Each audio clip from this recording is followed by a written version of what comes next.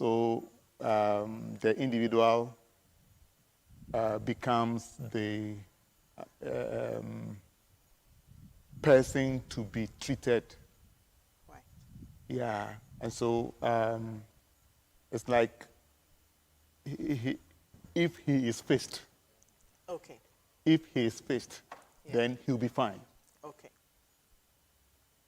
And that perspective is the medical model perspective. Yeah. So we need to look at disability in that sense as something that people need to fix before they can see that the person is whole. Okay. And so, but that perspective has some disadvantages, Yes, which we will talk later on. Yes. The second one is where disability is viewed from the social perspective. Yeah. So it is not only the impairment in the life of the individual that makes him disabled, but the impairment plus other factors like environmental factors that come together to create disability. Yeah. So these are the two perspectives of disability. Okay.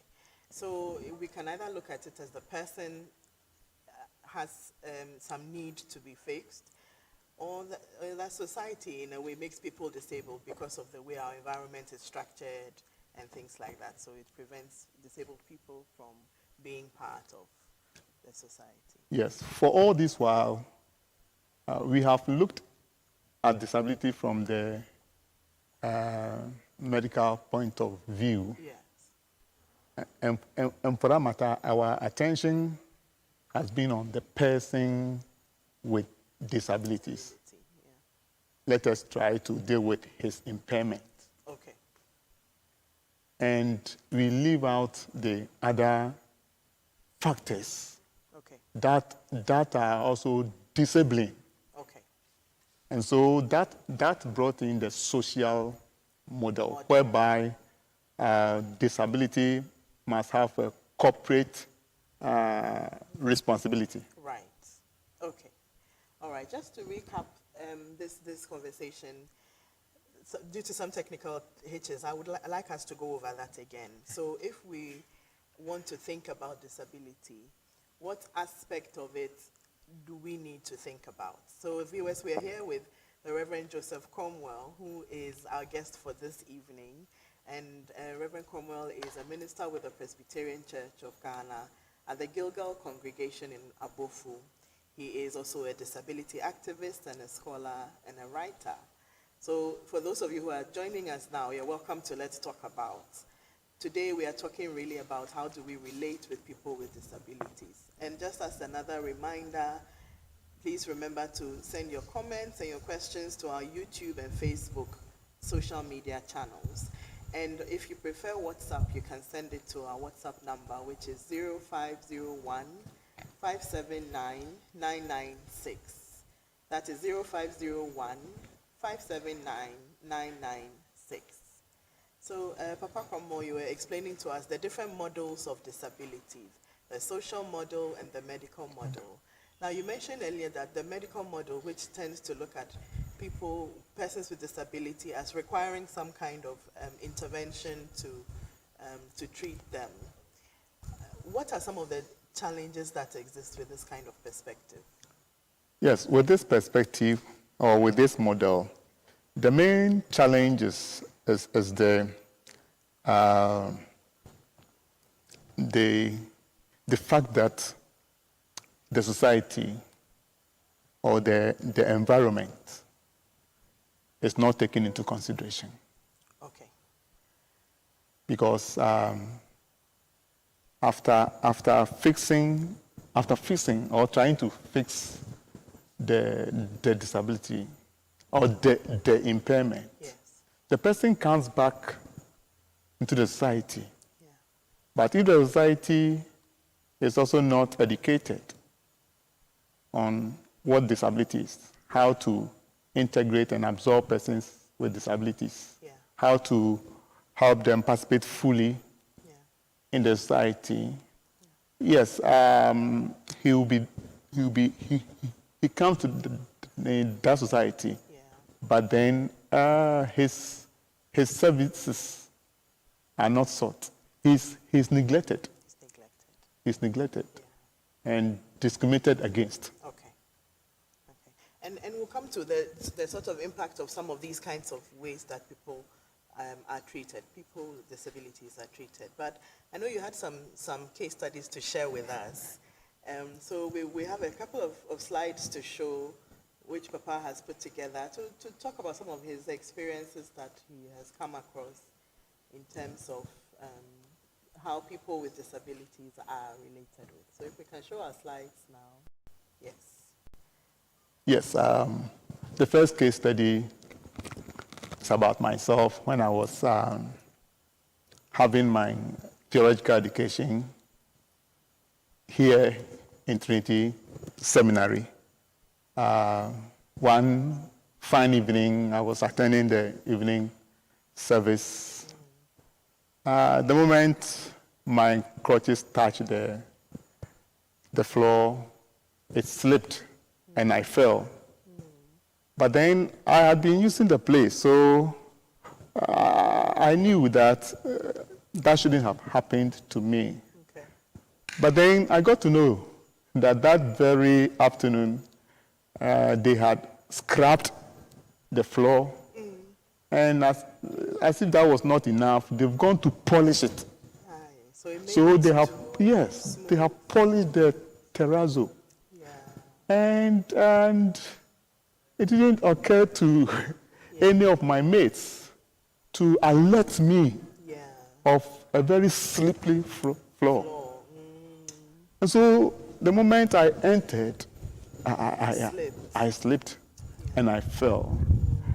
Well, I didn't get hurt, but I was disturbed. Yes, I was disturbed. So that's the first case study. I'll later come back to it. But the second one was when I had been invited last 2 years to a workshop on disability in a Clapping Presbytery. And one of their ministers shared his personal experience with us. And I think it is also good for me to also share with people wherever I go. He said there was this lady in his vicinity. This lady had a disability, but then nobody cared to take him to church. He said he was very close to him, and he also didn't care to take him to church. One day they were in church when this young lady stand them clawing into the chapel. I see. They saw that there were bruises all over her body. She had crawled from her home into the chapel. Okay. One Sunday, and they were taken aback, and they were very sorry. And so the moment they saw it, they decided to make sure they had provided her a wheelchair. So they bought a wheelchair for her, and she started worshiping with them. Okay. But one good thing was that, she was also having speech disability. Okay. But the minister said when this lady had worshipped with them for some time, they could realize that she has started picking some vocabularies. Okay. And it was a heartwarming issue to let us know that, yes, if we actually make sure we bring every person on board, the isolated will find warmth. Right. And it did happen in the life of this lady. And that minister started a disability group. I see. and it is now growing. So these are the issues that we need to actually look at and make sure that we have brought every person on board. And when we bring them on board, we must also make sure we provide them the necessary information, like what happened to me. Yes. So that I will not be left in the dark. Yes. Yes, so this is what I want to put across. There are very important points you raised, Papa, that sometimes disability tends to be invisible. And by invisible, I don't mean that you can't see what the disability is, but we tend to overlook or ignore the needs of people with disabilities around us. And that's actually a bit concerning, especially in the church. Sometimes it is well-meaning, like the example you gave of your colleagues who went and polished the floor. They were trying to do something nice, but we have to be more conscious and more purposeful about how we are inclusive of the needs of other people. So thanks for sharing those experiences. So you mentioned that the minister that you spoke with started a disabled people's group. What kinds of things can be done in groups like that, and how do you think we can, inculcate them in other congregations if possible? Yes, now they have a service for the hearing impaired. Oh, that's interesting. Yes. Okay. So they use sign language? Yes. Yes, and this is what we lack in the church. Okay. When we come to church, we focus on only those who can hear and see. Yeah. And we leave out the rest. Yes. But Romans 10:17 says that faith comes by hearing, and hearing the word of God. So the question I pose is, how does the deaf hear? Yeah. How does the deaf hear? And we have not been intentional about including them. Yeah. We think that, yes, if we have a church, all that we need to do is to concentrate on the majority. Yes. But remember the parable of the lost sheep. Yes. And every soul counts. Yeah. So the church must make sure that it provides and involves every image of God. Every image of God. I like that explanation, yes. So, Papa, I also know that, the Presbyterian Church has quite recently adopted a disability policy. And I know you're involved with that. So can you tell us a bit about what is in the policy and what kinds of things the church is looking at emphasizing in terms of their inclusion and so on? Okay. But that policy was adopted in 2019. Okay. August General Assembly. Okay. And principally, it's about inclusion. Okay. And full participation. Okay. Inclusion and full participation. And so we don't go out to witness to persons with disabilities and then leave them or make them dormant members of the church. Yes. Okay. Persons with disabilities must be seen playing active role in the church, depending on their capabilities and capacities. And so we must make sure that we have harmonized our church structures to make that participation and interaction very, very meaningful. So these are some of the things in the policy. So the policy talks about having a committee on disability, whereby the committee would make sure that disability issues are fully addressed. Okay. And every sector of the church also has an impact or goes into the life of persons with abilities, and persons with abilities also go into that aspect of the church. Okay. And so it talks about focal persons. Okay. Focal persons. Okay. With disabilities, that in every congregation, at the district level, at the presbytery level, and even at the national level, okay, we must have focal persons on disability. And as I said earlier on, so that the church will be intentional in dealing with persons with disabilities, because some of the needs and concerns must be taken and well addressed. Right. And it is these persons with, or focal persons and the committees that will bring this up for discussion at the various calls of the church. Yeah. Okay. Okay. So I know that it is sometimes, difficult to see how persons with disability are treated in some of our community spaces. Can you share with us some of the things that you have noticed? How are people treated, the people who have disabilities? Yes. People who have disabilities, like you said, there are some disabilities that are hidden. Right.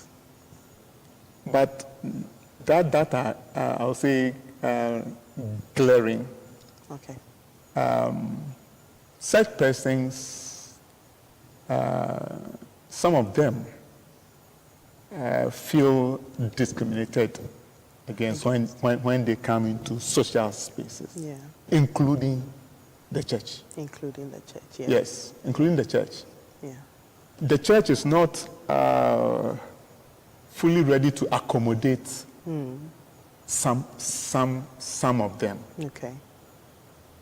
Some of them. I know of a situation where a person with disability, he had a mental health issue, and he was a member of the choir.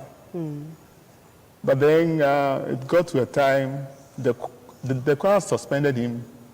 Oh. They suspended him and actually sacked him from the choir. Oh. The reason was that when it comes to choir practice, he insults them. Okay. But then they know that, yes, he has a disability. Yeah. He has a disability. But the choir was not educated about how to handle, support him. Yeah. And support him. Yes. So, but they thought the only thing they could do was to sack him from the choir, and then or suspend him. And when this matter was brought up to the highest level, the highest level sanctioned it. They endorsed it. And so that person, in actual fact, lost fellowship. Yeah. Yes, he lost fellowship. And also, I know of a minister, not in the Presby Church, but of a different denomination, who was dismissed from his church. And the reason was that he was wasting his time on persons with disabilities. Wow. And so it is not as easy as people see it. Yeah. When it comes to disability and the church, Yeah. yes, a whole lot of issues come up. And it is time that the church must address this issue and make sure that, yes, it has extended its borders, Yeah. created space for persons with disabilities to also exhibit their talents, Yeah. their gifts, Okay. and their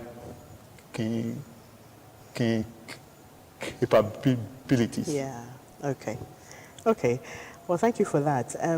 Now, I know that we've talked quite a bit about what can be wrong in terms of how we relate with people with disabilities. But what can go right in our societies? Are there some things that we are already getting right in terms of how we relate with persons with disabilities? Yes, yes. I'll say that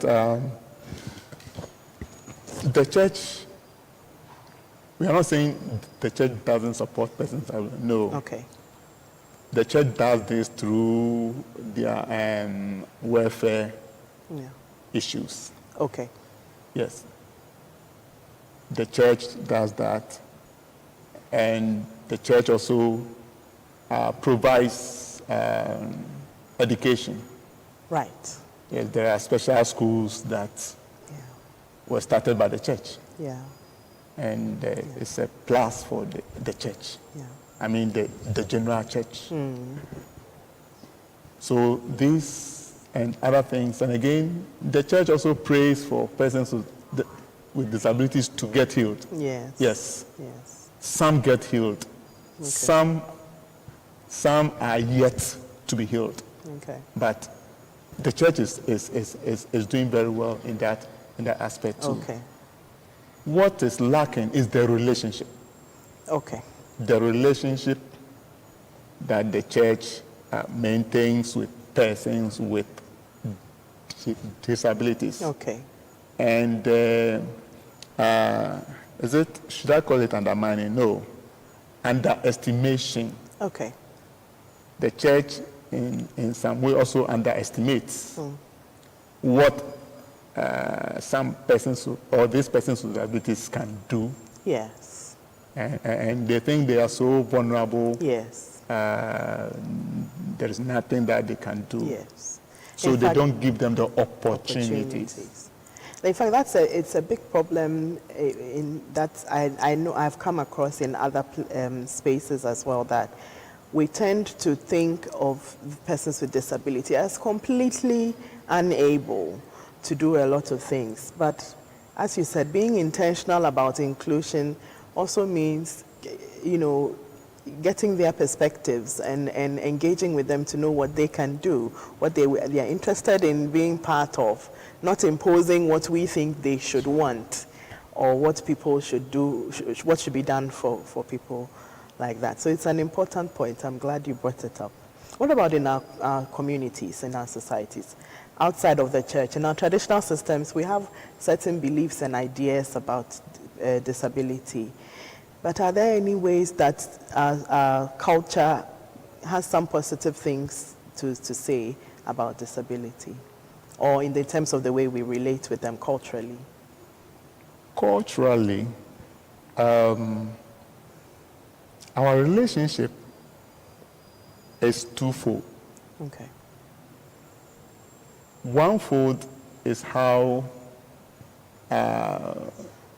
in our culture, or most cultures in Ghana, view persons with disabilities. They see them as accursed people. Okay. They think that it is through the punishment of their gods, Yes. of the gods that they have gotten that predicament. Yeah. They see disability as a curse. And so all these actually create barriers. Okay. Create barriers. And some people will not let their children with disabilities be included in the public life. Yeah. They are banished, or they are sealed from the public life. Is it not also to protect them?